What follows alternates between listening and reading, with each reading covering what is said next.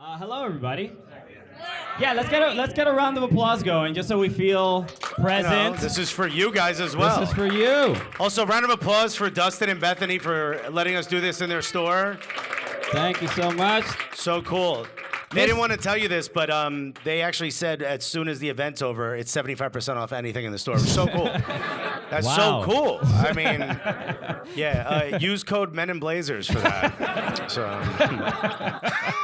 Okay. already throwing shades. You know what I mean? That's what we do from the moment we start. Welcome to our first ever Cooligans event / Talisman collab with Miguel Ibarra. Yeah. Everybody. This is crazy. We got professional players that are coming to hang out with us. Yeah. That doesn't happen often. We usually only get amateur players. Yeah. When we're like, send us somebody, they're like, here's the 5th string goalkeeper. And they're like, why you got 5th string though? Seems like you're wasting your funds. I know. You know? I feel like you're using up a lot of TAM. Hello. So does anyone here not know who we are? Clap your hands, it's fine. Okay. Corey, He's seen us perform. You know what though? I don't know who I am sometimes, so it makes sense. Yeah, it's a much deeper question. Yeah, we're all gonna look in the mirror later and share. So just in case, we are stand-up comedians from New York. We've been doing this podcast called The Cooligans for 3 years. It's been great. We've gotten to travel around the country doing similar things like this. And it's an absolute honor to be here on the day after the opening of Allianz Field. That's right. And we're unabashedly NYCFC fans, so it was great that there wasn't a loss. We don't have to sit here and take a bunch of shade from you guys. But it's also great that it wasn't a win, right? And to some degree, I mean, just no one showed up. You know what I mean? Like, I feel like it worked out for everybody. You know? I feel like we're all like genuinely disappointed, right? Yeah. So it's just like, we get to share that with each other. It's cool. So also, not only are we doing this show, but we're also it's the announcement of the first Cooligans Talisman hat. It's the first cap. It's our first cap we've ever done, which is really cool. Yeah. This is a logo we made from some of our day ones may notice it. It was a step and repeat we made for a series called FIFA the News, which was just too hard for us to edit, so we stopped doing it. But we would play FIFA against each other against a green screen, and then we would animate whatever it was we were talking. What we were talking about was the news, and I would make Christian read me the news while we played FIFA because he's better than me, and he still beat me almost every time. Pretty much. The only times I won it was like when it went to penalties and I would kick him. You know what I mean? Like it was real. Nobody wanted to watch me just take a bunch of L's every week. I think everyone loved it, but I stopped editing. And yes, and on the back of the hat it says "Stay Gully," which is real dope. Which is dope, and it's I can't believe this is actually on a hat. This is like this is basically like what criminals say to each other. They used to be, but we changed it. We gentrified the word is what we did. It took 2 Latinos to gentrify a word. It used to be the term for like the dude that was the toughest in the room or the person who spoke their mind regardless of like what it meant. And for us, when we realized that we were going to do a podcast specifically for American soccer fans, one of the things we noticed is like as American soccer fans, we take heat from Americans that aren't soccer fans. We take heat from Americans that aren't American soccer fans. We take heat from European soccer fans. We take heat from everybody except ourselves. And we were like, you know what? We're tired of being nice about it. We're not going to be Minnesota about it, okay? You know what I mean? We started clapping back at anybody who said anything about American soccer. And it was just our way of saying like, nah, we're here now. You know what I mean? And if we're not, we're going to be funny, but we're also going to be the gulliest. Like, we're just going to say exactly how we feel. And we're not going to, you can make fun of us as long as it's funny. But if it's corny and it's something that's been said before, we're going to call it out. And that's kind of just the tone of our podcast. And Gully became our thing. We got a shirt that says gulliest. Yeah. We gave one to Alexandria Ocasio-Cortez when we met her, which was so dope. I was like, yo, you're the gulliest congresswoman. She's like, I am. And I was like, yeah. I was like, here we are. Waters might disagree. Huh? Maxine Waters. Maxine Waters might disagree. She is pretty wild gully, actually. We need to get one in her hands as well. And it was just our way of saying, like we're going to bring a little bit of our culture. I'm born and raised in Newark. He's born and raised in Brooklyn. We're both Latinos. Like, you know, when I started watching American soccer, the people like us weren't involved a lot. People who spoke like we do weren't involved. So we decided to do it, and here we are. And we found our way to St. Paul.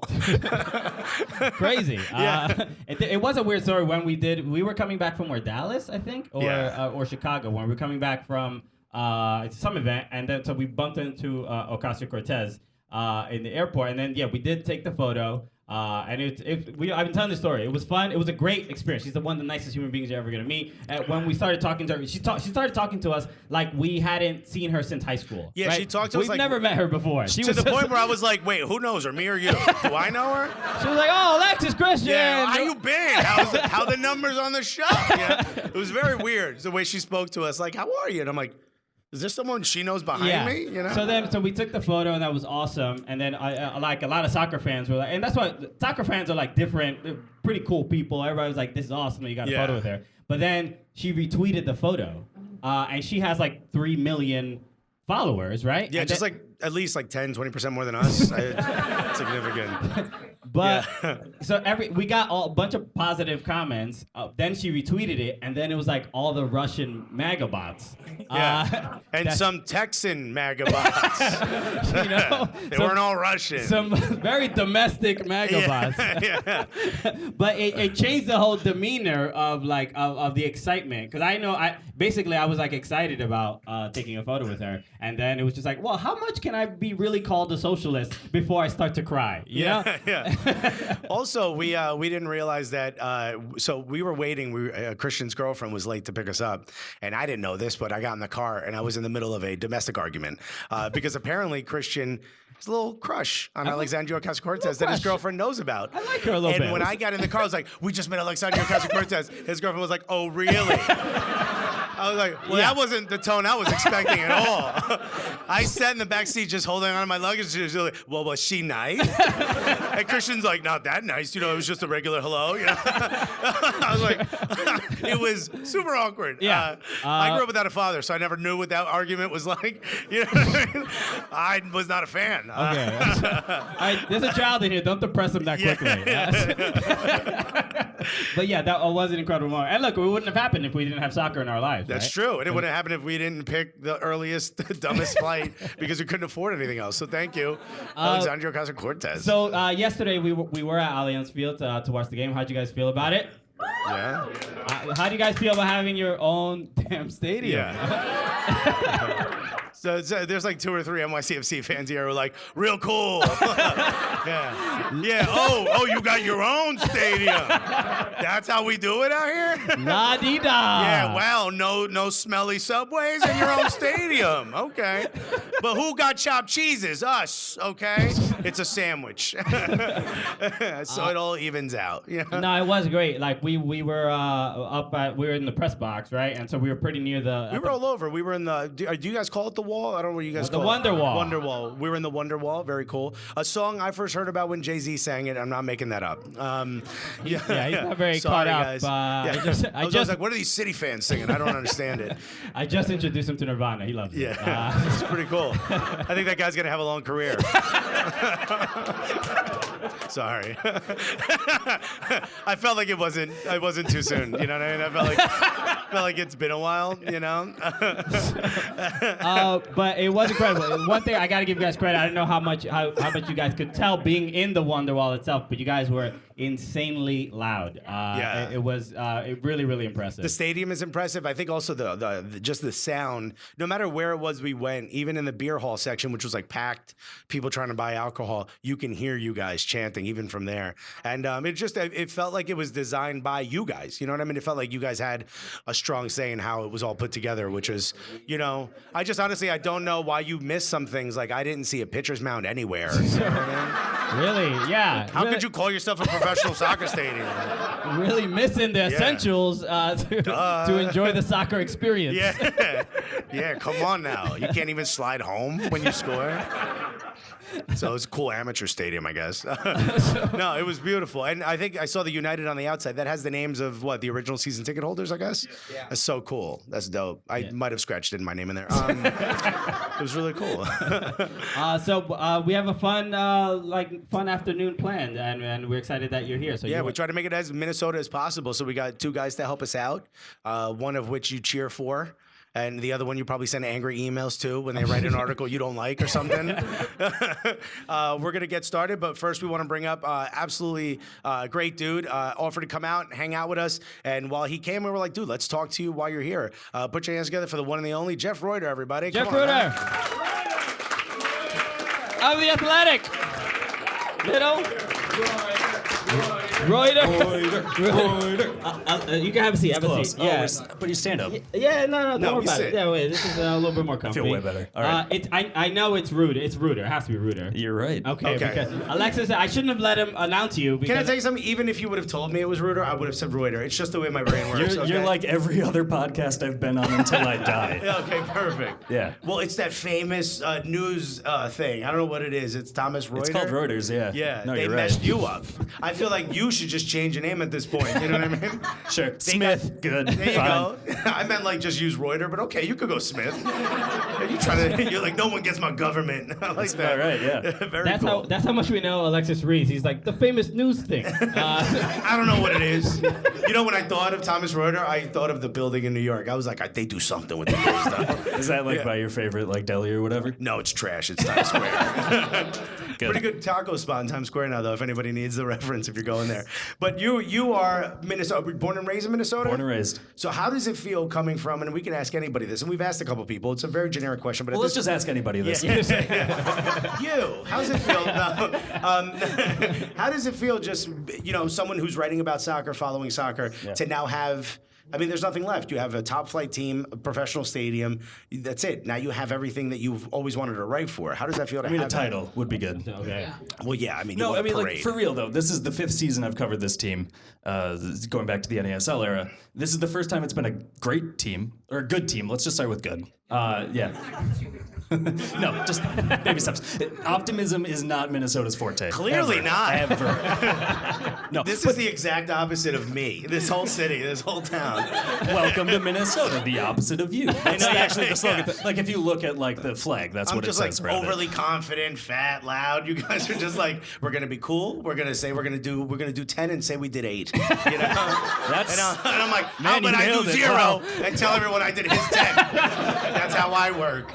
no, it's crazy. I mean, honestly, it doesn't feel like it's real yet. Like, I'm waiting to just like step up and suddenly I'm going back and I'm driving out to the Metrodome and I'm like, all right, well, here we go again. It's really cool though. Honestly, like, it's the support that I saw yesterday. I'm up in the press box as well, eating cheese with you, and it was amazing. Honestly, like that Wonderwall display, the tifo, With the eject button, you guys with put the it eject in? button, which I thought was planned. Actually, I thought they were just like, there's a certain Yeah, point they're where it's like, wouldn't it be nope, cool if and we then- murdered people with our tifo? Yeah. It's Opening a day, Minnesota baby. special. Yeah, no, Minnesota nice ends when there's a tifo hanging in front of you. Like, you have anvils and pianos out of New York windows, whatever. We have tifo right above everyone. Yeah. By the way, we were up in the press box. There was a security guard who knows nothing about soccer up there, and he spoke into like the thing in his side. He's like, "Yeah, the banner fell. I told him not to do the stupid banner." I was like, this guy knows nothing about soccer. That's actually Manny Lagos. So Nice. You know, I got to give you some credit because you you were don't have to. you were in No, that Reuter, we're gonna. Thank you, buddy. in that press box. You were undoubtedly the most well-dressed person in there. You were freaking sharp as hell. You had like the incredible. You had a suit. You look. It felt like, all right, nobody else is gonna take opening day seriously. He was in a hoodie. I was in a hoodie. My nicest hoodie. But it did seem like very much it was very this day was very important to you. The saddest thing is people told me the same thing after the MLS Super Draft. So, You dress for the event you want, right, not the which event is you're dumb. at. Like, and the Super Draft doesn't matter. No. So I guess the opening didn't Unless matter. you're Cincinnati. And then that was your one work day of the month. And Ernst Tanner's just like, work harder. And that was my favorite day of We'll the take season, them by the all. way. Yeah, like, well, I'll give you $250,000 if you go away. All right, yeah, that's great. You've seen this team develop over the years. They say there's no such thing as a long plan Yeah, in 3 years MLS. most. Yeah. But there's no such thing as a long plan in MLS, right? It's parity. You could change the team every year. We're hearing it now because especially Almeida over in San Jose. What do you think is the plan? Because from someone watching Minnesota soccer from the outside, I'm like, I don't think they've even covered defending because they're hoping to just score Right. like crazy. And then they go and get Ozzy Alonso and they're like, all right, well, then you do it. Yeah. You know, like what is the plan? And know that someone who plays for the team is listening. Yeah, no, nobody is except for Miguel. who won't tell anyone about any of this, right, buddy? No, it's what's the plan? Gosh, For you, like, what do you see? Like, what okay, is it? this is way There easier. we go. Yeah. What do you see and what do you hope continues to develop? I think overall it took them a while to realize that scouting matters. I think what took them the longest was you have to find an identity in MLS these days between are you going to be a domestic facing organization, or are you going to be willing to look and spend more abroad? And so you're looking at teams like Philadelphia, RSL, they're like Red Bulls, I would say as well. They don't want to spend nearly as much on transfer fees. They don't want to put $18 million on a 19-year-old from Argentina. That's just not what they're going to do. So what they're going to do instead is invest in their academies, and you have a bunch of homegrowns. You have 11 players in a match between two MLS teams who were from academies. That's absurd, and that's awesome, and that's what it should be. But I think for Minnesota, they had to figure out which way do we want to trend towards more. The academy started late. They didn't have one until just at the tail end of their first MLS season. And now they've been spending more. They spent over $1 million on Angelo Rodriguez. They spent well over $1 million on Jan Gregush. And they're starting to trend more in that way. They got a multi-million-dollar player for $250,000 in Darwin Quintero. Right. So they're much more willing to put that effort into their international scouting. So I think that the plan is actually, fans are going to hate to hear this, but I think this is actually like the real start of the 3-year plan. Okay. That they've been talking about for a long time. That's what I do with diets. No, I'm starting it now.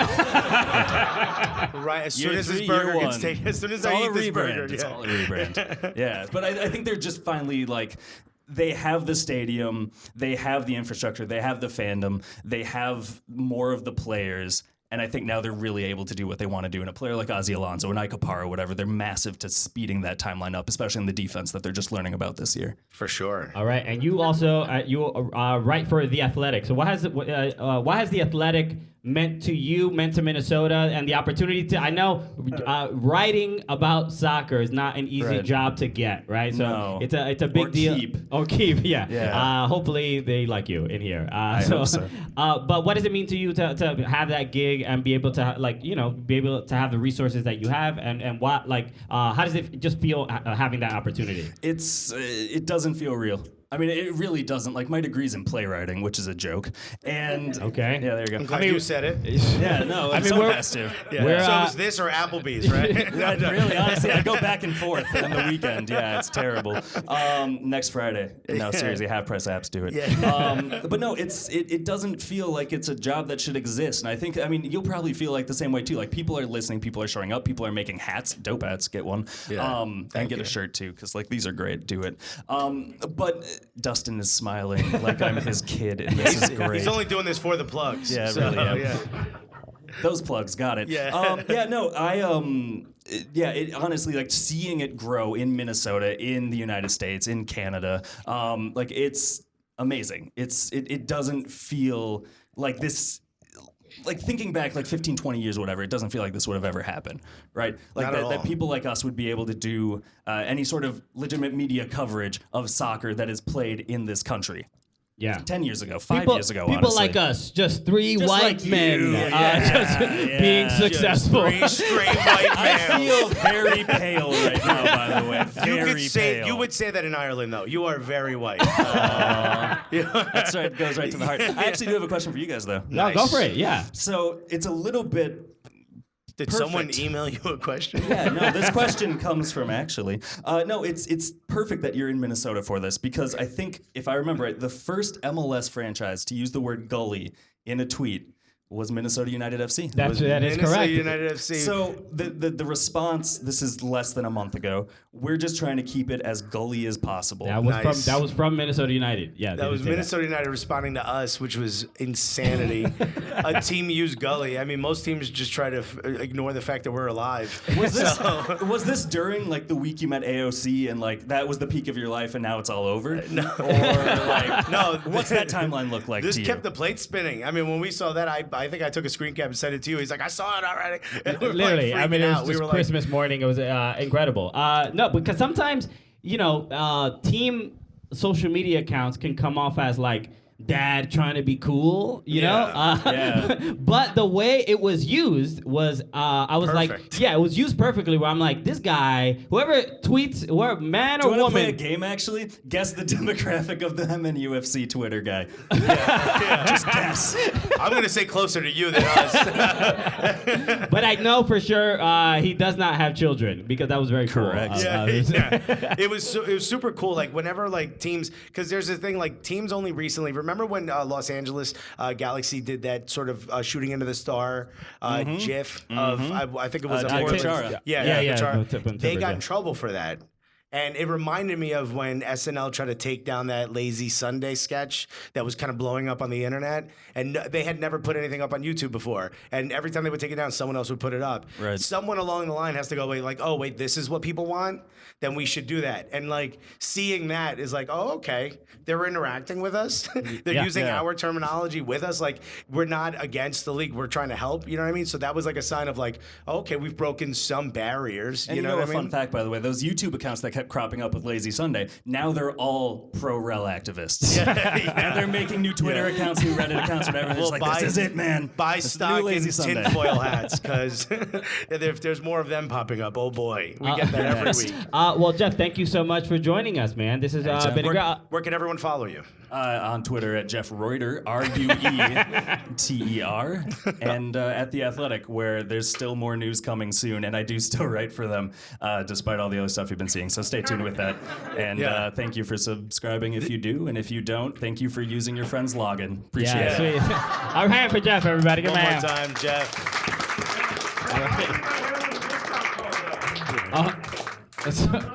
Oh, they want a discount code. The fans are yelling for a discount code.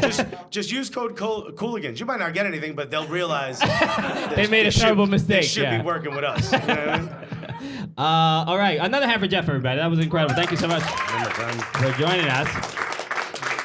All right, you want to bring up our next guest of honor? This is, I mean, you know, when we said we wanted to have stars, we thought, well, we'll be there. But then we're like, That'll be let's have stars people know. And there was, we went to the ISC, the Independent Supporters Council, and we spoke to some of the folks from True North Elite and Dark Clouds. Shouts to them who are all here. We're here, Sam, Corey. And we asked the three of them. We said, hey, we're thinking of doing an event in Minnesota. It was like right in like the sort of conceptual part. And said, hey, we want to interview somebody who, and before I got the word who out of my mouth, all three of them at the same time said Miguel Ibarra, okay? I was about to say Miguel Ibarra, but they didn't say that.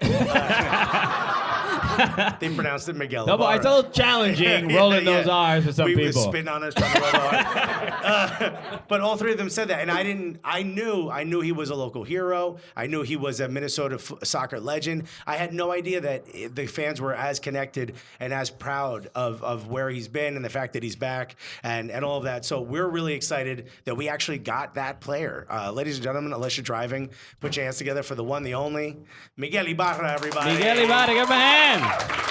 Miguel Ibarra. Yo, you get one R, bro. Come on in. Brother, like, cheers, dude. Have a seat, man. How's it going, man? Good, good. Enjoying this weather. Okay, Enjoying the cool. weather. Yeah, this is getting a little closer to the weather you grew up with, right? How does it feel? How far into Southern California did you grow up? I'm 45 minutes north from LA. Okay, so that's still considered Southern California, correct? Yeah. Okay, so totally different area, totally different weather, right? Totally different culture up here. How does it feel to the fact that, I'm not sure how long you were playing here, we could talk about that, but like the fans just are enthralled with you. You're like a legend. Like you're just as like you're the cornerstone of the stadium to some of these folks. How does that feel, you know, a kid from Southern California to just be beloved out here? Oh, I mean, I was born in California, but this is home for me now. Okay. All right. Yeah. Okay. There's that media training. Yeah. All right. Oh, I didn't show you the tattoo of Minnesota I got on my arm. Oh. My bad. The artist formerly known as Prince, all of them up back. He was like, I remember as a young boy, Abuela making Juicy Lucy's in Southern California in preparation for my future home. Oh my goodness! No, dude. Yeah, like obviously the Allianz Field opening, and it was unfortunate you didn't get to play in the game. But why? Just a quick recap. What was that feeling for you? You were walking around the stadium. Everybody was just dapping you up. Everybody loved you. What was it like? Kind of having to witness it, but what was it like getting to see that stadium open that first day? Dream come true. I mean, when I first started, it was 800 fans in the stands in Blaine. So from going there to what it is now, still selling out every single weekend. Yeah. I mean, amazing having their own specific stadium, grass, since we hate turf. Yeah, it was just a dream come true, just still surreal. All right. It's wild walking around the stadium, and it was funny because we randomly walked into you and one of the media guys, and it seems like the moment one person recognized you, people were snapping photos like paparazzi as you're walking by. And I want to know what it felt like for you to walk through it. Like, are you like, we should do a taco stand here? Like, are you trying to make suggestions? No. I knew I wasn't gonna play, so my thing that I told Durkee, which is the media guy, I brought jerseys for me. I want to go and pick out random fans and give them to them, and take a look at the whole stadium. I wanted to see how it looked when it was packed. Nice. Right. Are you how bad are you itching to get out there? And Ozzy Alonso scored a goal, right? We got a Cubano scoring the first goal. Right? Not bad. All right, do it for Cuba. Okay. Right? That's one person gets to come here for free now, right? That's how it works. We got a Cuban gets to defect now every time we score a goal. But you got to see that. How bad do you want to get out there and score a goal? How bad do you just want to get out there and just be a part of it? Oh, I can't wait to be out there. Yeah. I mean, just playing the atmosphere, talking to the players. I mean, who else would it be if out of everybody, Ozzy would score the first goal? Yeah, he just told me it was amazing. And I told Francisco Calvo too. He says playing from TCF to where we're at now, this is a whole different thing now. So, yeah, I just can't wait to go out there. Probably next Wednesday when we play at home again. Okay. Okay. And now that there are some newer players, do you have to sit them down and be like, yo, all right, things weren't like this back in my day. All right, little whippersnapper. Yeah, you put a little water. We used to have drips from pipes in our home. You sit on the ground. You're not allowed to have a seat. Because you're more like the mayor of Minnesota United more than anything. Do you have to show them the ropes a little bit more? But in a serious way, like when people do get here, I mean, I'm sure people look to you to for a little bit of direction on how to settle into the cities. Oh yeah, definitely. I mean, when Darwin got here, for example, the first person he came up to was me. How to show him around, tell him where to live, where is it good for his family. It's stuff like that. I mean, Ozzy, when he first got here as well, he connected right away with me. Obviously, I can't tell them that pipes were coming from. Because he has a different story. Yeah, he's a very Cubans are much more emotional people. We don't deal well with hazing. Yeah, it just triggers PTSD. Yeah, it's a different thing. Yeah. We were all beat as children. It's very different. Okay. But yeah, every time we get new players, I always try to help them, make them feel comfortable, part of the family. See, that's so different than you hear like everyone else is like, we haze them, we do this. It's so Minnesota to be like, no, we show them where stuff is. And I'm like, I guess that's cool. Fine. So you don't steal their shoes. Awesome. Everything's different here. When you started, you said 800 people in the stands. And when I first heard your name, I heard your name before, but when I first really remember, like, oh my God, that's Miguel Ibarra, is when you got picked for the men's national team from NASL. That moment for you, did you think you were getting pranked when you got the call? Like, what was that moment? You're like, that's it, Christian, no more. And Jurgen's like, hello? What do you mean? Like for you, what did that mean from that moment? And what do you think that meant to everyone else who played on Minnesota United and NASL teams? Like, talk to me a little bit about that moment. Yeah, I actually did think it was a prank. Christian was right next to me. We were in the car coming out of Chipotle. Nice. Good Mexican restaurants they have out here.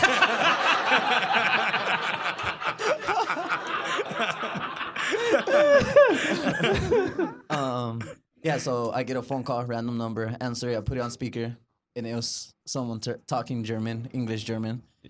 And I look at Christian, I say, somebody's messing with me. He's a bad accent, right? Yeah. If you call here one more time, I swear to God, it's your head. And then he says, it's Jurgen Klinsmann. Would you like? I wanted to ask you if you wanted to play for the U.S. men's national team. So you crashed the car. I paused for a quick minute, looked at Christian. He was like, answer. Yeah. I said, yeah. You paused because you were in shock. Not should I? Yeah. I don't know. Do I wanna? Asking for permission. Yeah. Yeah, I mean, playing in ASL, I didn't think it was something that can happen. And sure enough, it was him. And next thing you know, he calls me in and talks to me. He says, we sent a couple of scouts already. They've been watching you play a couple games, and we really think you deserve to be in the national team. Right after that, I went to national team, came back, and players from other teams were telling me that thank you for representing NASL. That's So, awesome. I mean, it was a dream come true after that. That's amazing. Yeah, I mean, it's beautiful. I remember when it happened. I remember it was the same year that Jordan Morris got picked out of college. I was like, man, Jurgen's looking everywhere. Remember when it was just like their favorite players from MLS were the people who were getting up there? And when you got on, it was amazing. And then that gave you a chance to go to Mexico. Is your family lineage mostly, are you Mexican American? Yes. Okay, so how did that feel to go play in León? Oh, yes. I mean, I watched Liga MX with my dad all the time. So, going there and knowing that Chapo Montes was gonna be my teammate, Gulli Peña, Gallito Vasquez, those were all players that I had seen play since I was little. So now actually calling them my teammates was like kind of surreal kind of thing. I had just seen them watch some of them play in the World Cup. So now being part of the team was amazing, and just playing in Mexico for me. For my dad, it was a dream come true. You're the first person to be excited to go anywhere near someone named Chapo, by the way. I'm going to Mexico to meet Chapo. They're like, well, it was good knowing you. I'm actually curious how you feel about a lot of Mexican American like dual nationals, and you know there is that choice of whether to play for Mexico or you know if you're getting interest from both countries.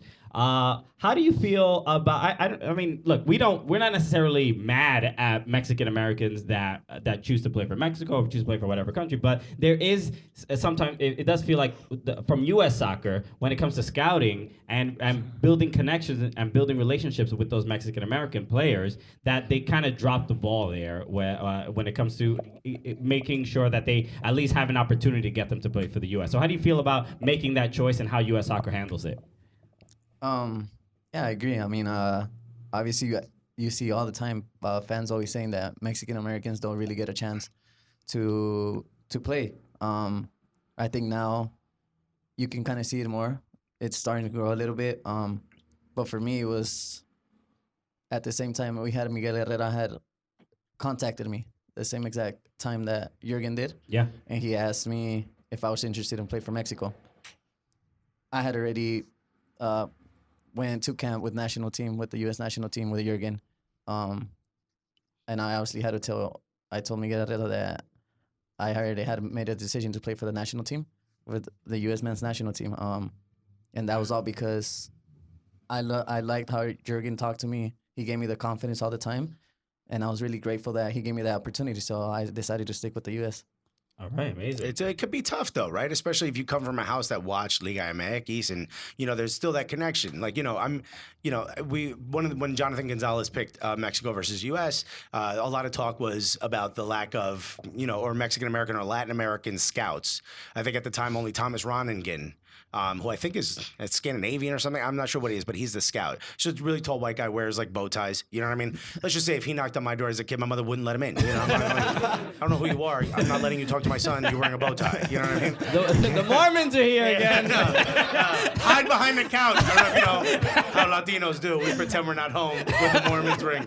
But it sort of creates a divide. Later on, after you retire in 15, 20 years, okay, because I'm sure you're going to keep scoring goals, do you see yourself as someone you want to coach, maybe scout? What do you think would be something you'd like to do? What maybe work for the U.S. men's, like U.S. soccer? Yeah, for me, my number one thing that I want to do when I retire is probably scout. Go out there, scout young kids, give them the opportunity. Yeah, actually, I have a player that is playing now with our affiliate team, which they call him Pato. He was playing in Atlas. Okay. He came back to the U.S. because he wanted to be with his family, but had no connections. So I talked to him and I told him, I can get you to this team. So I forwarded him to the coach at Forward Madison, and now he's there and they love him. Oh, nice. So now he's getting an opportunity there, and I told him if he keeps working, maybe they'll see him over here. This is how great U.S. soccer is and how small the community is that he's just like, yo, I know a guy. I got you. Oh, what you need? I got you. Follow me. Let's go talk to Chapo. No, I don't need it anymore. No, we're good. I found it. It's just incredible. I had one question about the making the choice between Mexico, like your family knowing that you had the opportunity to play for Mexico and you chose to play for US soccer. Is that a thing that like, well, I got to sit dad down and let him know that what choice I made? Like, I'm sure there are He's just wearing his R3 jersey. He's like, you have something to say to me, son? I'm like curious about that emotional pressure and then the pressure from your family to kind of support what they supported. Was that a conversation that you had to have with your family, or were you like, you know, Mom, Dad, this is what I'm doing with my life, you know? No, not at all. My dad. You had to come out as an American. You need to accept me as I am. What do you mean you don't love me anymore? You know what? Put down the torta. I want a hot dog. It's called a sandwich, Dad. Oh my God. You're not our son. I knew there was a question there. I'm sorry. Miguel looked at me like, am I supposed to talk now? Were they okay with your choice? Were they supportive? Yeah, my dad was supportive. He said it was up to me. He'll leave it up to me. He said when we play Mexico, he's going for Mexico. Okay. Okay, but every other game, U.S. All right, that's great. They're like, his ankles are weak. I know him. He's my son. One of the things that I love watching you play is, I mean, everyone in the beginning would talk about your pace. You're fast, you're fast, you're fast. But you're also like, now we get to see how more technical you are. We get to see a little bit more of like spacing, especially watching you week after week now that you're in MLS. What do you think about, like, what does it say to people? Because like soccer is the only sport where someone smaller stature, shorter can play. It doesn't matter. But you have a lot more to earn out there, especially American soccer, especially in NASL, an extremely physical league. How does it feel to sort of represent that for some of those players? And how hard is it to sort of make your rounds when you're playing against some of these like ogres? I mean, Dustin used to play, the guy who owns the shop. You could see him. He's a huge man. Okay? You know what I mean? I thought he was a goalkeeper. How does it feel, you know, a player that's a little bit smaller, but in MLS and in American soccer, that's starting to become a bit more like they're starting to understand it's not just about speed. It's not just about physicality. Yeah, at the beginning, I would always hear American soccer is all about just athleticism. If you're big, if you're strong, and I knew I wasn't none of them. So they first told me, they said, you're not big enough, you're not tall enough. All the time I heard it in college, everywhere. So now I've played with guys that are even shorter than me, which is Darwin, Maxi Morales. I played with Maxine Leon, and those two guys were, I mean, you can't push them off the ball. They play like they're 6 foot something.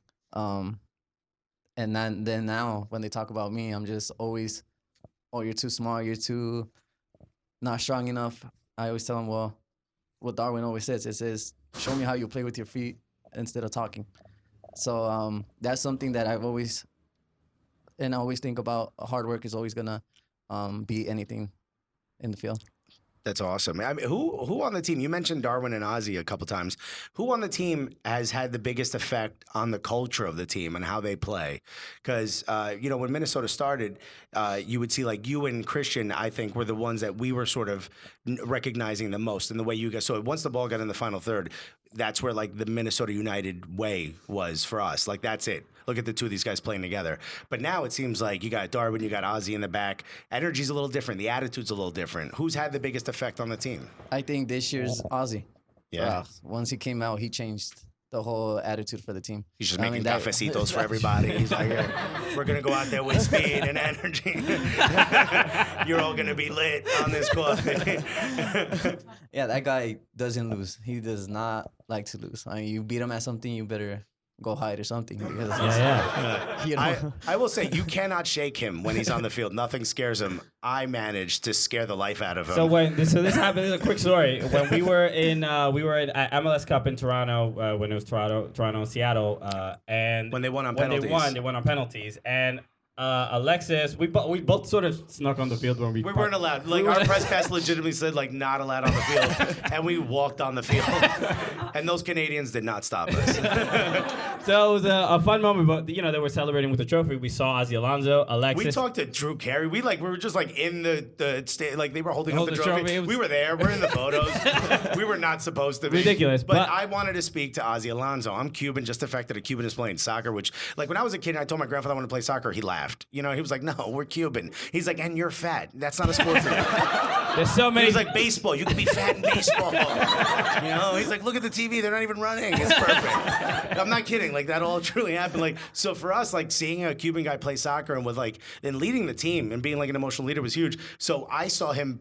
His head was turned, like he was walking away, and I'm like, "Yo, that's Ozzy." He was walking with his wife, and I was like, "Ozzy, Ozzy," and he wasn't turning around. So I just went the most Cuban I could, and I was like, "Oh yeah, coño, Ozzy," and he turned around, and I was like, "Se murió Fidel," which I don't know if you guys can translate that. I just said Fidel Castro died, which for Cubans is like the biggest moment ever. It's what we've all waited for. and he defected. Ozzy is celebrating an MLS Cup championship. And here comes a guy in a parka. You can't see my face. And I'm yelling, "Fidel Castro is dead, baby." He was.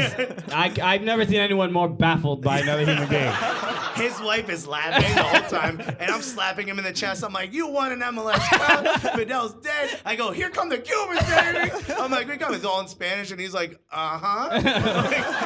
And then he's got a camera. We all have video of this. He's got a camera. And he thought we were about to take a picture. So Ozzy gives us a thumbs up. And I was like, "Fidel's dead." Like, I didn't stop. And we didn't really take a picture. That was the only moment I've ever seen him kind of scared. And So, his wife was like, "I think it's time to go." And he was like, "Thank you so much." So next time you see him, just ask him if he remembers somebody saying Well, that. maybe we'll send you the video, actually.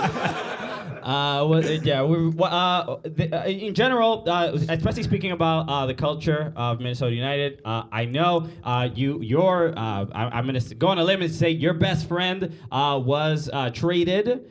Christian Ramirez is now in LAFC. Can you talk a little bit about? I mean, I'm sure a lot of people here know. We do not. I see the tweets between you two, right? I see the Instagram comments. You guys still roasting each other.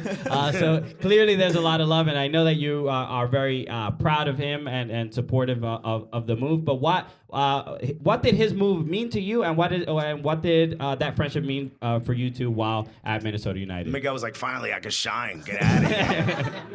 It's Batman's time."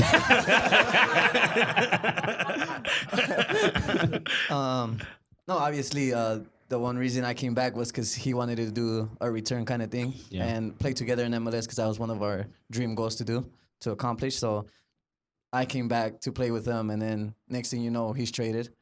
We were actually celebrating a birthday, I believe, at someone's house, and then he got the phone call, so he had to leave right away. Oh, man. And yeah, the next day, he told me that he was happy, but he didn't know it was going to hurt him that much because this was like his home now. So him going back to LAFC, happy because he was going to be next to his family and everybody. But at the same time, he was leaving home. So that kind of like, it was better for him. He wasn't really happy here anymore. And going to LAFC, he thought he would have a better opportunity to get more playing time and get back to his game. So, and still to talking now, he still talks about returning. So, Okay.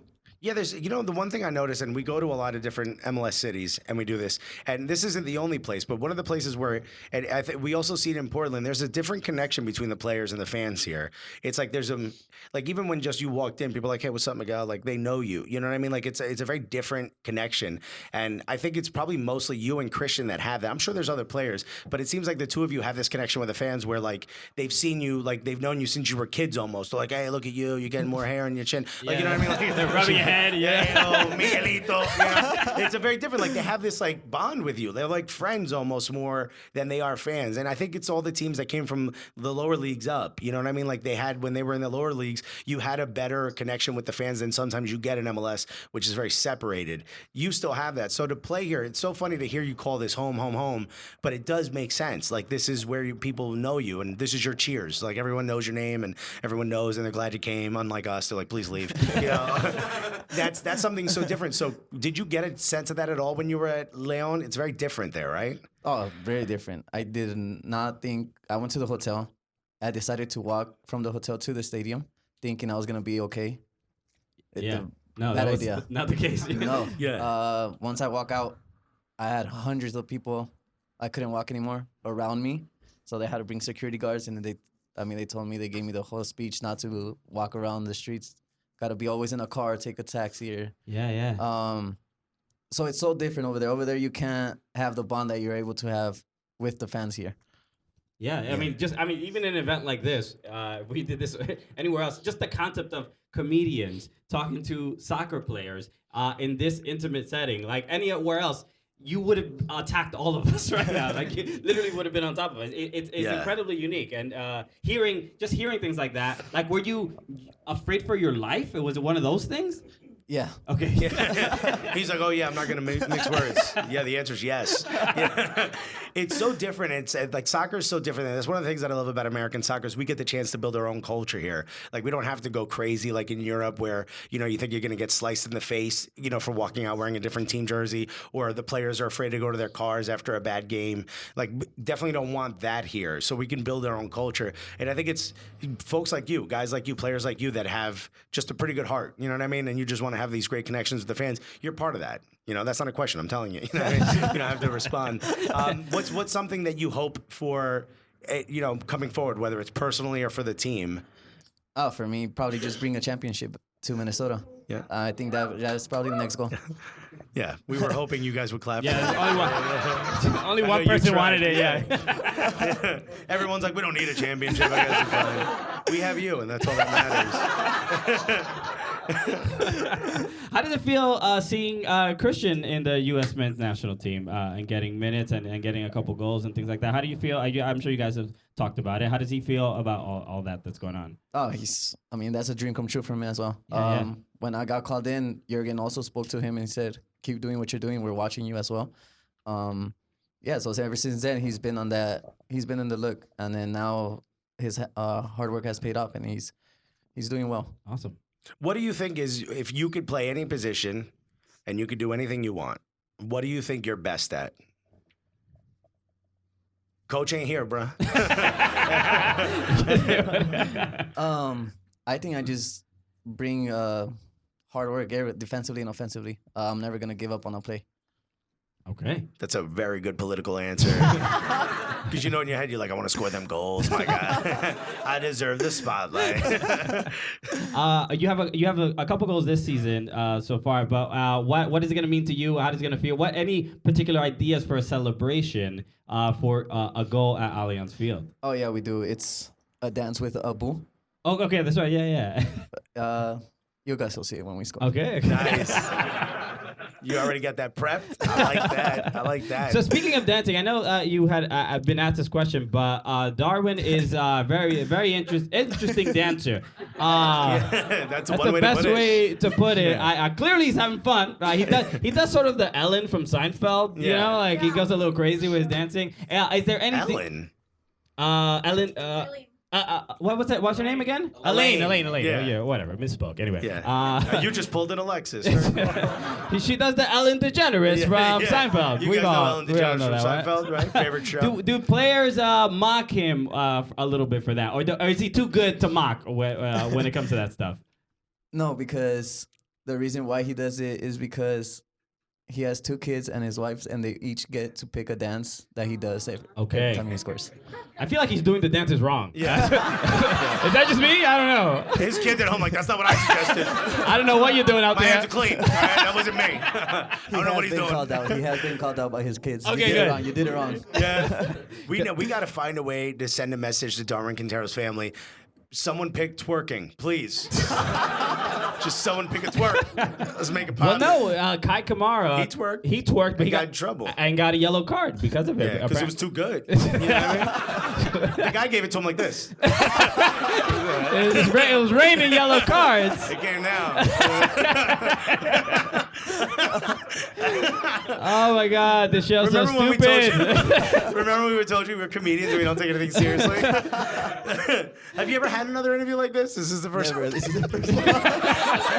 You answered that too fast. I'm sorry, we're not a drunk, bald British guy who's never heard of the team before. I'm getting paid too much by MLS. Anyway, nothing. You know, we have no issues. I was gonna ask something, but you made me forget. Sorry, that's Go, kind of what I do.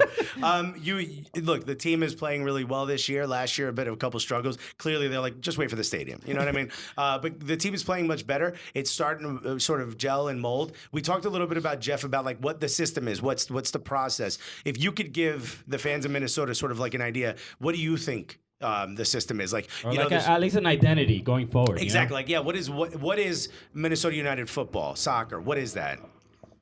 I think, obviously, the past 2 years we've been the team that gets scored on the most in the league. So one of the things that we wanted to do this year is let's just not get scored on anymore. Yeah. Sean and- Johnson helped you with that to level out the. know? It's like, you know, I feel bad. Sean John's like, how about I help a little bit? You know what I mean? Roll that joint in myself. So yeah, I mean, just defensively, let's just keep the clean sheet, and we're either gonna get a point out of the game or we get a win. Offensively, we know we have the players to make it happen. What is how the effect of Darwin on the team as far as chemistry? I mean, watching him play is just incredible. I mean, I feel like especially last year he was just chipping everybody. Like they just the balls on this guy to do that stuff. But what has he meant to the chemistry of the team and just your play? Because I know this happens a lot when big time DPs arrive, like Rooney in DC. You see that every other player is like, yo, we want to play. We want to play better for Rooney. So what is that? What has been the effect of Quintero? I think for me, he helped my confidence boost way up after he came. He saw me play from the stands the first game when he went to go watch us. Right away after the game, he says, "You're the best player on the team. You just got to work on some stuff." And he gave me the advice that he told me. And after that, hearing him say that just made me think and say, I can do way more than what I'm doing. And I think that's what helped me have a good season last year. And then this year he came up in preseason and told me, okay, so we had half a year last year. Now we have a whole year to do it even better. So after that, it's just he's always looking the positives. He's told Abu he can be the top scorer in the league if he stays healthy and stays on top of little things. So he's always helping to push players to their limits. That's amazing. I feel like, when Miguel's in contract negotiations, he's like, well, I'm the best player on this team, according to the... So I feel like I should be paid for it. I'd like to play an audio clip for you of Darwin Quintero. When you go out with some of the other players, I'm sure we've heard from other players, like one person pays when they pick the restaurant, then you go on and it's like sort of like rotation. What are some places that you like to go? Is there good Mexican food here? What are some of the spots? I heard yes and no from the audience. What are some places that you like to go? What are some things that you do that remind you of your first home? I know Minnesota's not your home, but what are some of the things that you like to do out here that remind you of Southern California? Probably the Juicy Lucy's. Yeah. Okay. Yeah. The first time I came here, that's what they told me to try. Yeah. So every time I hear that, it reminds me of the first day I came. Oh, that's pretty dope. Is there good Mexican food here? Wow. I've never heard more of an answer in silence than anything. Matt, you guys just witnessed a live Yelp review, and the customer was not happy. But is there markets and stuff where you can get some of the stuff to make it home? Yeah, there's and there is a Mexican restaurant. It's called Los Ocampos. Yeah? Yeah. Okay. There is a Mexican restaurant. We gotta work on it when it's we gotta get some options. That's pretty dope. I mean, look, it looks like a great place to live. I mean, Juicy Lucy's, we had our first ones last night at a place called Blue Door. Great suggestion, whoever it is that suggested it. I was a little drunk when they told me to go there. It was pretty incredible. I was like, what, you put cheese in the burger? Ooh, it's so special. It's actually really good. I'm not gonna complain. It's pretty dope. It just seems like you guys have such a great bond. I mean, not just with the player, not just with the fans, but with each other, with the players. Like the team all seems to get along. Is there one person nobody likes? Are you going to answer that? Can I get you to answer One that? person. You might actually answer that. I don't think there is one. Okay, there you go. That's a good answer. And being a part of this community, I know sometimes we travel. We are Latino. I'm Dominican. He's Cuban. What has been the experience for you in Minnesota, and maybe a place that maybe you know what? I'll give credit to Minnesota a lot. I didn't know exactly how diverse Minnesota actually was. It's just been really incredible. But what has that just almost living here? What has been the experience for you just outside of being a soccer player? Do you feel I thought it was very different from Southern California, but do you feel welcome? Do you feel at home? Is it just a diverse enough and fun sort of experience for you here? Yeah. Are they too nice here? It could happen. They are really nice here. Actually, coming from LA, this is different. It's kind of more Hollywood over there, so everybody's a little bit more cocky. And, Yeah. Okay. and then I came here, and everybody's nice. They open the door, good morning, nice to meet you. I mean, once I came here, it was like a whole different. I was in shock because I was used to different, and then I came here, and everybody's so nice. They made me feel like I was at home, so welcoming, and I mean, it hasn't changed at all. I've been here for 6 years, and it's still the same. Yeah, dude, people are so nice. I feel like I'm getting scammed. I'm like, I don't trust you. They're up to something. Yeah. Oh, you want to know how I'm doing? Why? What's in it for you? Yeah. I was telling him a story. Like, I got to the airport, and I was like, I pulled up the Uber so it gets there. You know, it takes like 7 minutes from wherever they're parked to get to where I'm at. And I was like, oh, let me go to the bathroom. I asked the dude, I go, excuse me, where's the bathroom? A TSA agent. TSA agent in New York is like an angry mom at all times. Just like, don't talk to them, you know? And the guy was like, oh, you want to use the bathroom? Cool. Hey, I heard an accent. Where are you from? I'm like, yeah, I'm from New York. Where's the bathroom? And he was like, oh, okay, well, there's 2 bathrooms. A really nice one, actually. I'm like, what are we doing? Point.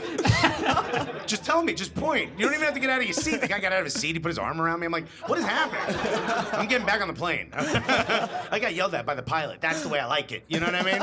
It was too much. It's sometimes too nice. How do you find any way to stay and eat healthy in this very fried state? This cheese-filled This city of yours. Everything is fried. How do you find a way to Yeah, how do you keep that Yeah, figure? because you are fit. Yeah. The only time my jacket looks like that is when it's on the hanger. Like, you've got divots.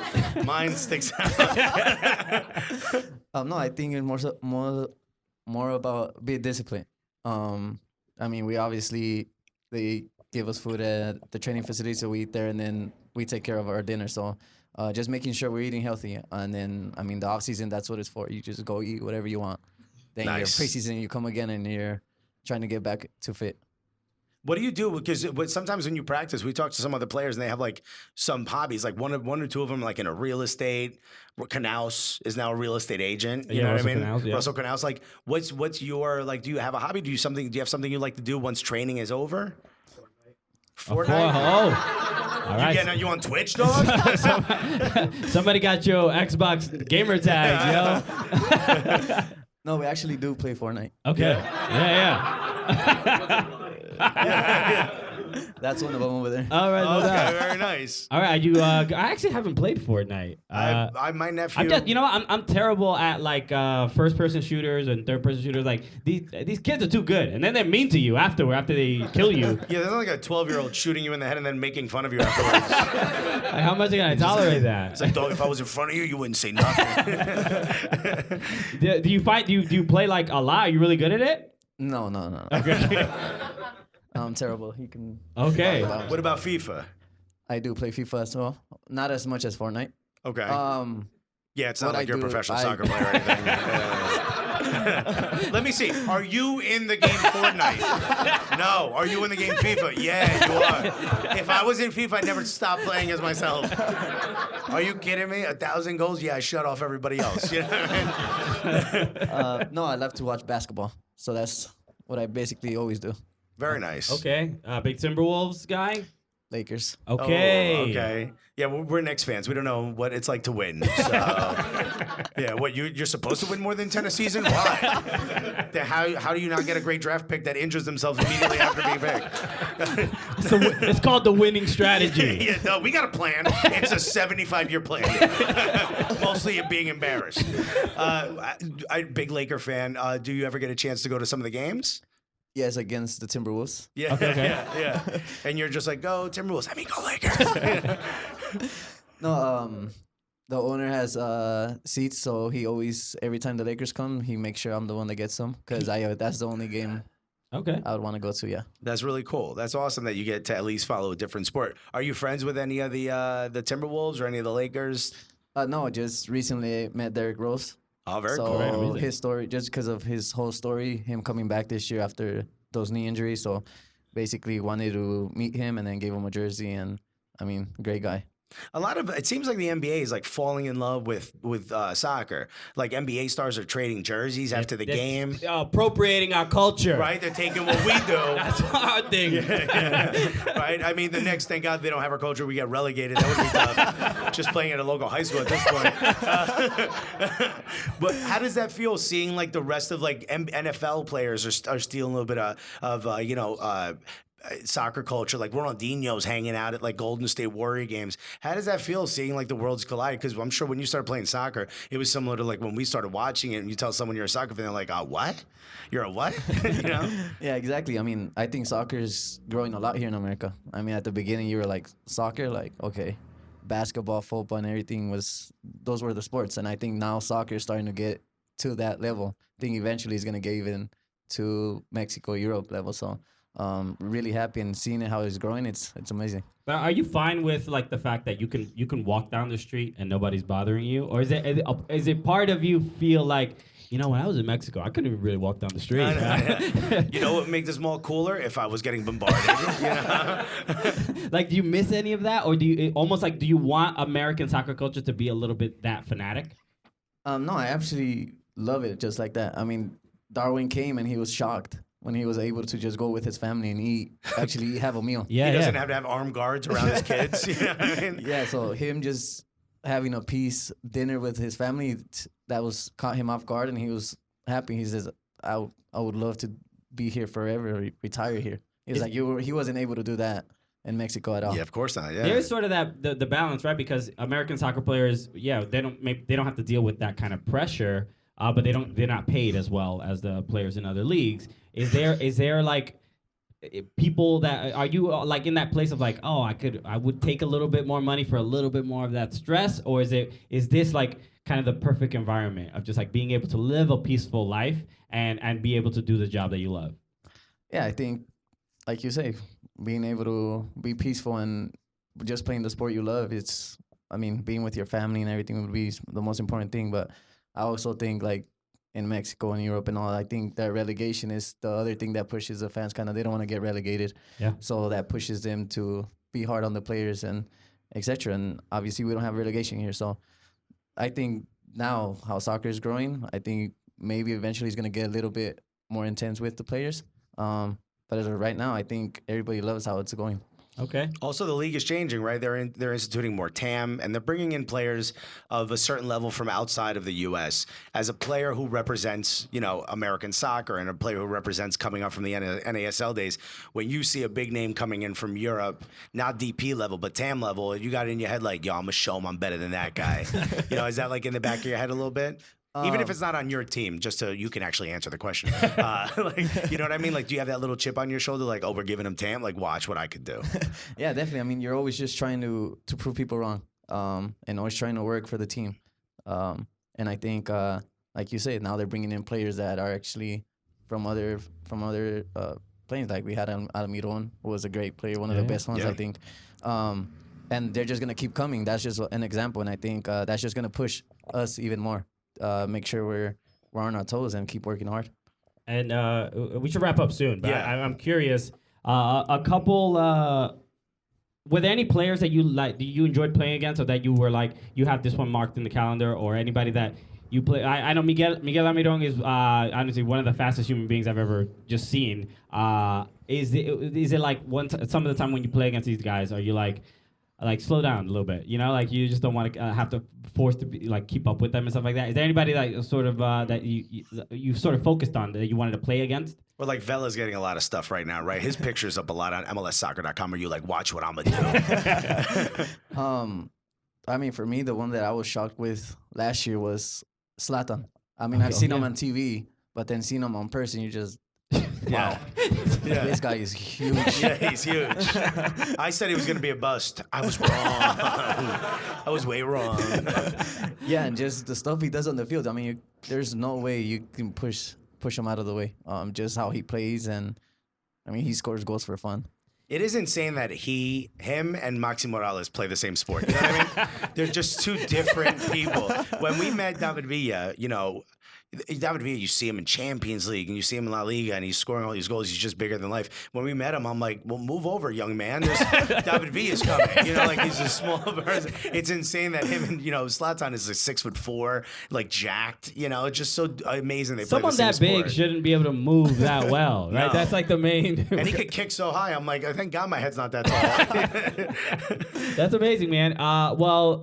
Miguel Ibarra, this has just been incredible, dude. Yeah, you were amazing. You know, like we said when we were in Dallas, everybody was like, "Oh, if you're gonna do a show, you got to do it with Miguel Ibarra." And I mean, I can just feel genuinely how much people love you. So this is just awesome. So thank you so much for joining us. But you're today. not done, thanks actually. for We having wanted me. to give you a gift. Do you know what the term gully means? You remember that from hip hop back in the day? Well, now you do. Okay. Gully just means like you prove people wrong, basically. Like if somebody says you can't do something, nah, I'm gully. I'm gonna show you I can do it. And you are the gulliest player in Minnesota. So So here we you want to go, give you a buddy. Cooligans hat, Thank you. official. Cheers, brother. Stay gully. So guys, thank you so much for being here, welcoming us in Minnesota. This is again, like, you know, we've never been here before, and the fact that you guys are here, I mean, this is our dream come true, man. This Yeah, is and I want to say thank you to Corey, Sam, and Megan, who, when they saw us at ISC, we said we want to come out, and they were like, "Trust me, the fans will love you guys." And you were And how wrong Turns were out- they? Yeah, turns out we love you guys.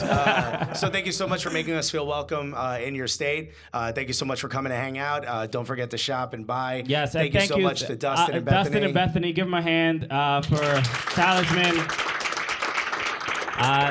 These guys become the store. This shop has become just like a staple of Minnesota. Yeah, I mean, everyone at the game, like 1 out of every 3 people was wearing something Talisman. That was actually really cool to see. Yeah. So shouts to you guys, but most importantly, shouts to us. Shouts. Thank you so much, guys. Guys, cheers, guys. Thank you so much. Cheers.